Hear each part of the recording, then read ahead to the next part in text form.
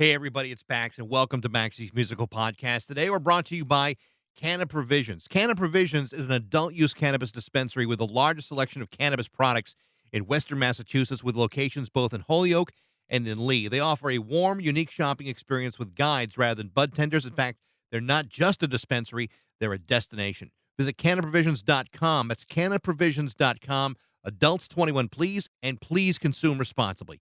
And now, it's time for Baxy's Musical Podcast. It's Baxy's Musical Podcast.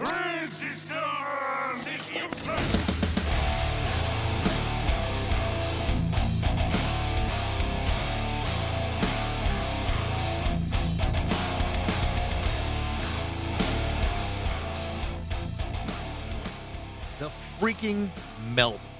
For the last 39 years, you will hardly find a band that has had more influence or has worked harder than the Melvins. Since 1983, they have released 25 studio albums, 8 compilations, 7 live albums, plus countless side projects that have included members of Faith No More, Jello Biafra from the Dead Kennedys, and many, many others. But their influence on others has been astounding. Bands like Nirvana and Soundgarden, Tool, Slipknot, and Mike Patton of Faith No More all cite the Melvins as a primary influence. This is a band that other bands point to as having had an immeasurable impact on the music of the last 40 years. This is a band that has been completely unafraid to experiment, to move forward, to add, subtract, to go over the top. In a way, the Melvins have been completely fearless, and that's part of what people love about the Melvins. During the last 12 months, the Melvins have released 2 albums, a brand new one called Working with God, and also a career-spanning semi-acoustic 4 LP set entitled Five-Legged Dog. And they're both freaking fantastic, with the promise of more music coming out later this year, while in the middle of a punishing road tour that will take them around the country until late October, including some local dates, including tonight, June 27th, at the Space Ballroom in Hamden, Connecticut, and the Fett Music Hall in Providence, Rhode Island on Tuesday, June 28th.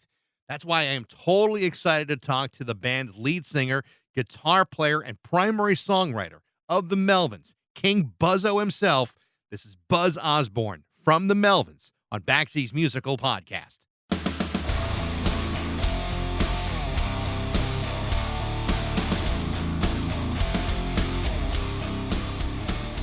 I have been listening to the new album.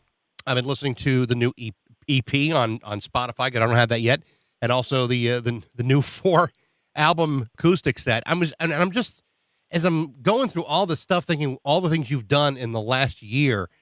I mean, do you ever think to yourself, I'm 7 years away from 65. I might as well start looking at my 401k and get ready for retirement.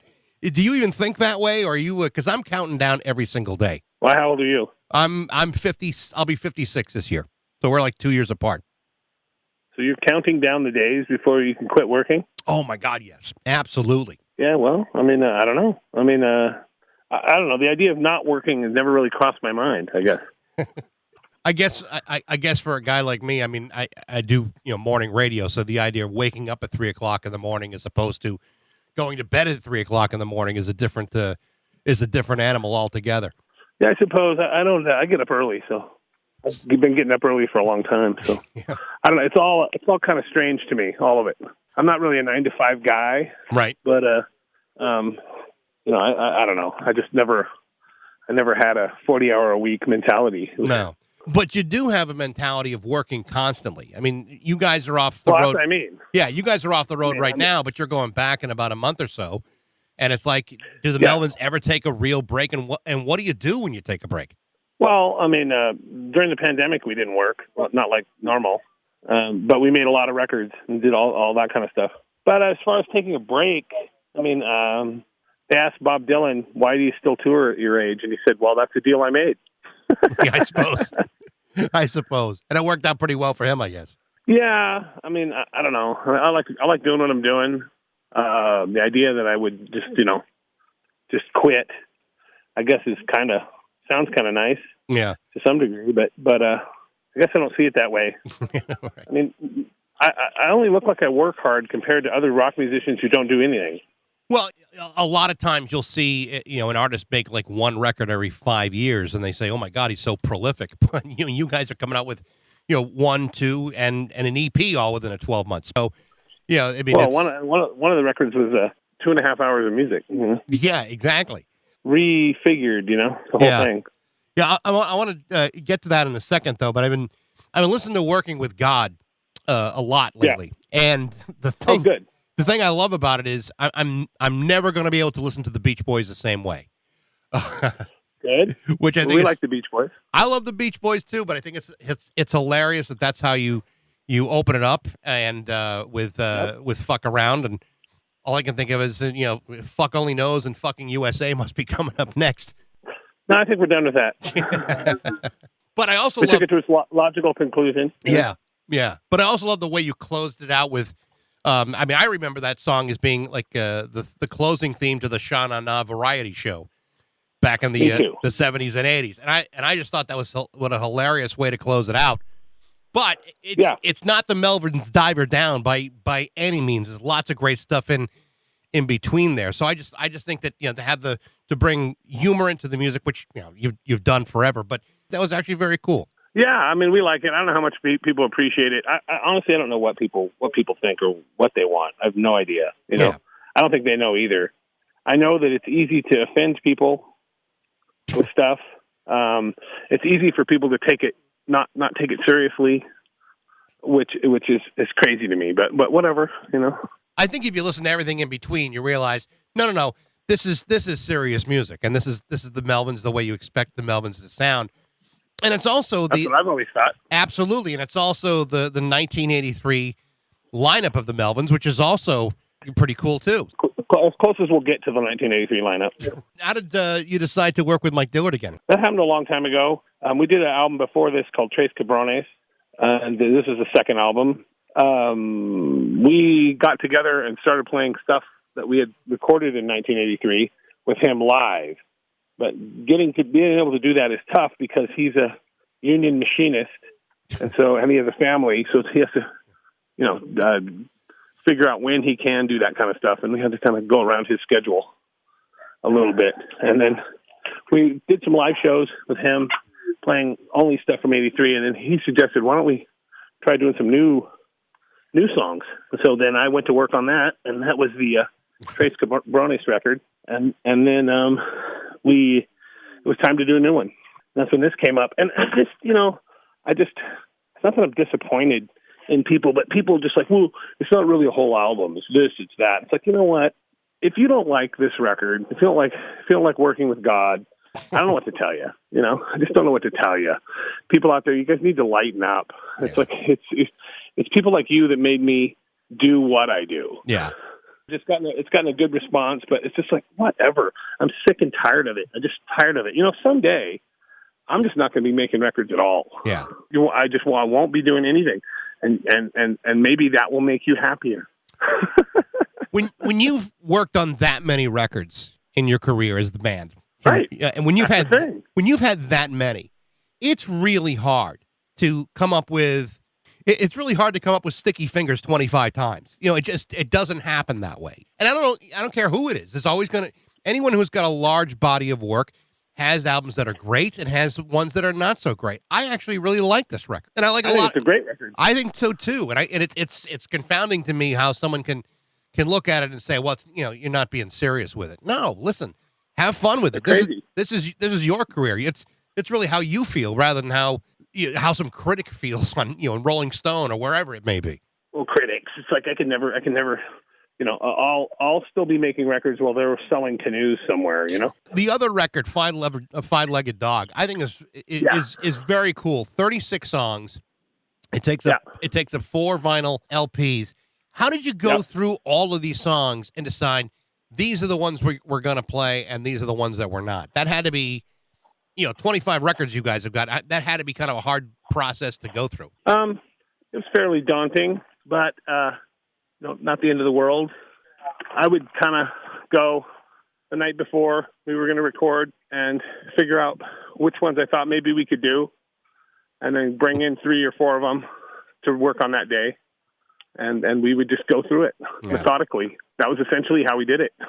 I tried to figure out ones I thought would work acoustically for us, and we just took it from there. You know, Yeah. But it's not like you're kind of doing the Laurel Canyon version of the of the Melvins. No, not at all. Not at all. Even though it's acoustic, it still sounds pretty heavy. Although Although I will say there's vocal harmonies too, which I was kind of surprised by, but they sound great. Yeah, that's something I think people wouldn't realize that we could do. So what made you decide to do like a 4 LP set? I mean, you could very easily have done just 70 minutes of music, and that would have been it. But you decided to go much further than that. Why did you not stop at one? Actually, albums now are 35 minutes because people want vinyl, or so they think. And vinyl records are really only 35 minutes long. That's it. Yeah. That's how it goes. Yeah. That's all you can fit on there. So, I mean, do you guys having a hard time paring it down and just said, let's just release 36 of these? I thought one album was kind of not enough. It was nothing. Big deal. And 2 albums, it's like, everybody does double albums. But three albums, well, if we're going to do 3, we might as well do 4 and make it really ridiculous. That was literally the thought process. That's it. It really sounds great, I think. I think it's great. I think it's one of our best records. I think so too. I've only really gotten through half of it though. I haven't listened to the other. I don't know if anyone will ever listen to all of it. Maybe. I will listen to all of it. I haven't gotten there quite yet, but because I've been too busy listening to the other record. Yeah, Working with God. All of it is we got a lot of stuff. Yeah, absolutely. People will ask me, what records should people listen to if they're going to start out? Well, I don't know. I can tell you 5 albums. I'm not sure, really. It's tough as far as that's concerned. I mean, but to me, the fact that a band has that many records for a fan is really a luxury problem. So nothing to bitch about. No, hell no. So with the EP out now, the new one, there's another album coming out this year, or is it next year? At some point, whenever we can, You mean the Lord of the Flies EP? Yeah, we played one of those songs, Never Say You're Sorry. We played that live on this ministry tour that we did, but the other one we didn't play. And then, that has 2 covers. It came out good. Yeah. But we'll have an album at some point, I listened to... Next year's our 40th anniversary, so we're going to do something cool for that. That's cool. Yeah. You also did Spoonman, and Matt Cameron is on that too, right? Yes.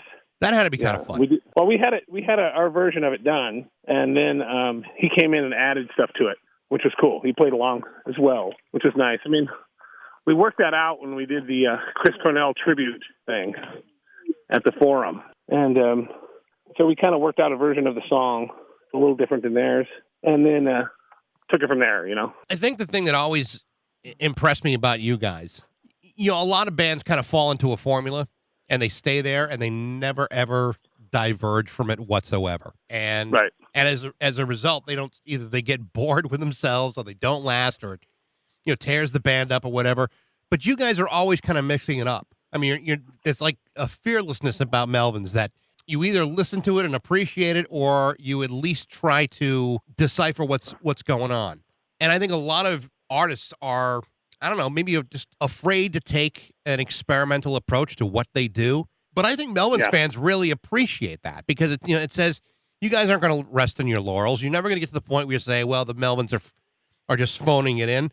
I think that's been true. I mean, you say 40 years. I think that's been kind of what makes Melvins so special. Is it's like 40 years of really mixing it up, and whether it's 2 bass players or 2 drummers or whatever it may be, you're not afraid of any of that kind of experimentation. I think that's really admirable. Well, thank you. There's no bands doing that. Nobody. No. Nobody. We have no brother bands along those lines. None. And I don't know how much that's appreciated by the masses. It will be appreciated hardly at all. By people that go to punk rock bowling or any of that bullshit. They don't care about any of that shit. They don't even know who we are. We're 10 times as punk rock as anything on there, but it's viewed differently. It's strange to me. I don't get it. But whatever. I'm not interested in any of this sing-songy punk rock crap. I fucking hate it. So I'm glad we're not a part of it. Yeah. So what do you like? I mean, what does do it for you? I know you're some of your early influences were like Kiss and the Rolling Stones, and And I can totally understand that. But what does do it for you? No, I love the Stones. I like Kiss too. Still, I still like all the same bands I did when I was 15, plus a lot of other stuff. Yeah. Off the top of my head, Throbbing Gristle, the Birthday Party, they're huge influence. We just got done touring with Ministry. I like a lot of that stuff. The Who is probably my favorite band ever. Yep. Stones are a huge influence. Always have been. Massive. We do a cover of Sway on this record. Yeah. It's very cool. It came out really good. Yeah. John Spencer Blues Explosion, Pussy Galore, lots of bands like that, Miles Davis, Electric Miles Davis. My very first concert ever was 1978. My parents took me to see Kiss, and it was the Love Gun tour, and it was... Oh, it's great. And my parents liked it more than I did, which I always thought was hysterical. But I remember my dad complaining at the time that he couldn't believe they were charging $15 for a concert ticket. He just thought that was the biggest outrage in 1978. Yeah. But that's like it was. Times changed. Yeah. Well, they tried to get back at me, and the next concert they took me to see Neil Diamond, and I liked it more than they did. Oh yeah.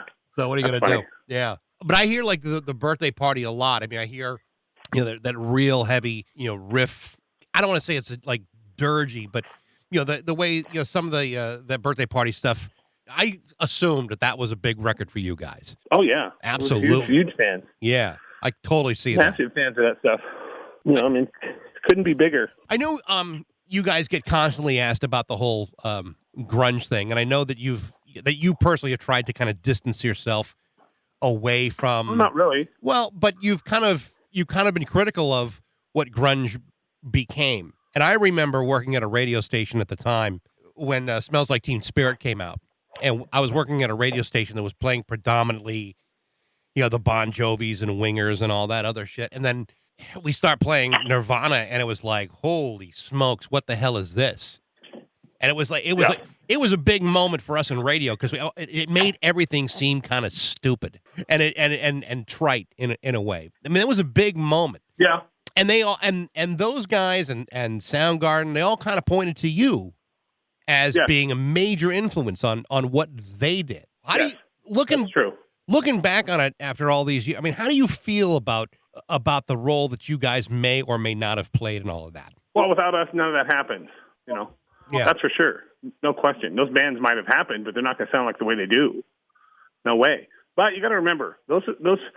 Soundgarden is probably the weirdest one out of all of those bands, And to me, whatever is lumped into the grunge category, I'm not even sure what bands those would be. Alice in Chains, I don't know anything about Alice in Chains. I never knew them back then. Right. As far as I know, they weren't even a band. I don't even know nothing about them. I think they came out in the early 90s. By then, all that stuff was well established. I don't really have an opinion on them. I've never listened to it. I don't have any concept of what it is, really. On Soundgarden, I know that they weren't as weird as that. And that, to me, that's the stuff, the records that they did were the strangest out of all that lot. So certainly. Nirvana's music's not that weird. It's not weird really at all. I mean, if you look at Smells Like Teen Spirit, song structurally, it's identical to the song structure of like any Winger song or any Bon Jovi song. No different. Right. Verse, chorus, bridge, verse, chorus, end. That's how it goes. It wasn't really a revolution along those lines. It was more of a revolution in the idea that there's a lot of other stuff out there that can work, more so. So, I was never critical of any of those people's success. I was more critical of like the people that came along later who I couldn't stand, who weren't involved, like the people that worked with them, management, people like that, who certainly had no love of us, and in a lot of ways viewed us as just a big pain in their ass. Couldn't understand why anybody would care about us because we're way weirder than any of those other bands. So. They don't understand it. They don't get it. They look at Nirvana as a cash cow, which is true. And I think Nirvana looked at themselves as a cash cow when it came down to it. I wouldn't have operated the way they did. But all of it was done, especially from Kurt, under the umbrella of massive drug addiction. And the kind of decisions he made were influenced by that. So I think if he would have been on the straight and narrow, then he never would have done the things that he did.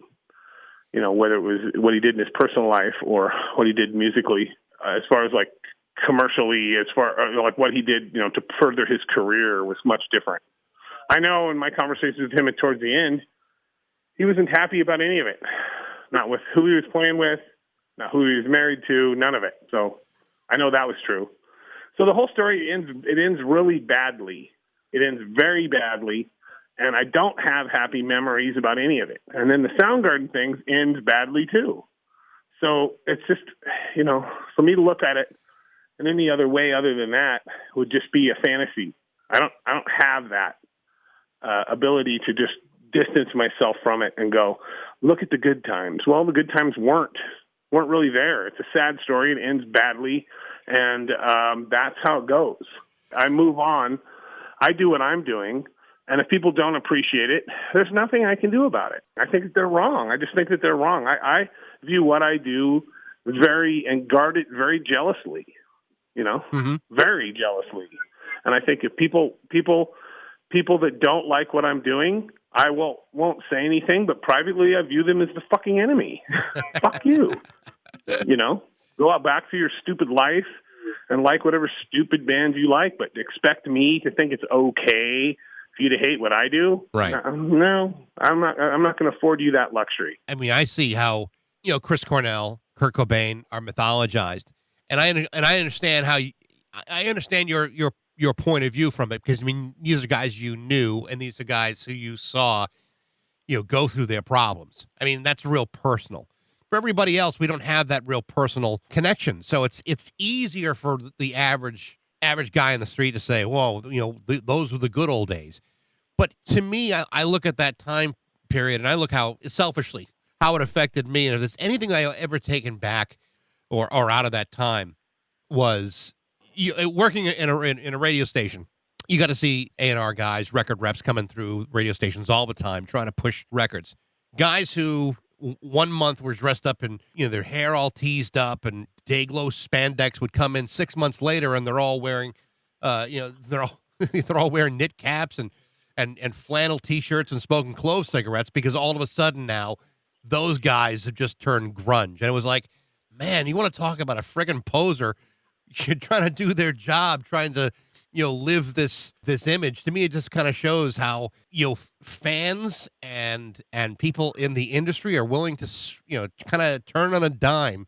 I always thought that was kind of funny, just to kind of watch this transformation of people, you know, based on, you know, a Kurt Cobain who, as you said to yourself, was that, you know, was probably ill-equipped to be placed in the position that he was placed. Yeah, maybe. So was Elvis.